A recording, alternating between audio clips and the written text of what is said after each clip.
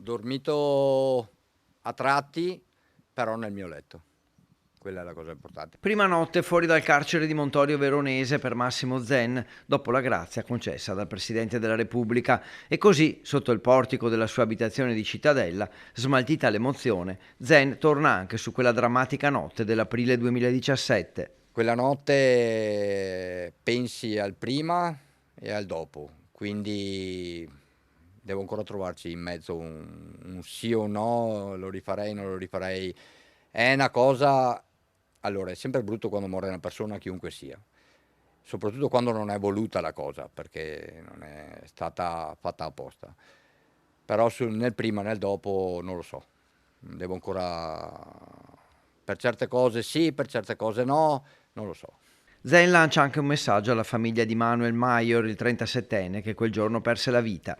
Il messaggio è quello che avevo detto in primo grado, che mi dispiace, non è stata una cosa voluta, purtroppo è andata così. Ora Massimo Zen attende il via libera, dovrebbe essere questione di giorni, per scontare quel che resta della pena con una misura alternativa al carcere, quasi certamente facendo volontariato nel canile San Francesco di Presina, che si è offerto di accoglierlo. Quanto all'attuale regime, Zen ha alcune limitazioni, la più importante è rimanere a casa durante la notte.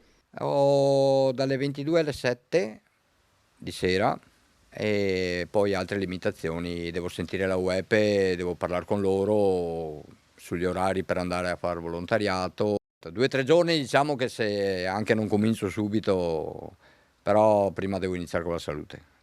Ora è anche il momento dei ringraziamenti per chi lo ha aiutato e sostenuto in questi anni.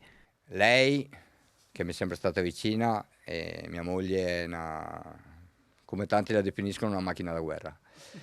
Poi devo ringraziare lo studio Pinelli, l'avvocato Berardi, perché ha sempre creduto in quello che in me, nella storia, e ha sempre fatto il suo lavoro egregiamente. Zen ha però delle priorità, a partire dalla sua salute, che è il motivo principale per cui ha ottenuto la grazia. Salute, perché settimana prossima devo cominciare a recuperare la salute, lavoro per sistemare tutte le cose che ci sono da sistemare, ma nel lavoro e nella salute in mezzo c'è mia moglie, mio papà e mia mamma, che li vedrò oggi perché mio papà non sta bene, e recuperare tutti la famiglia.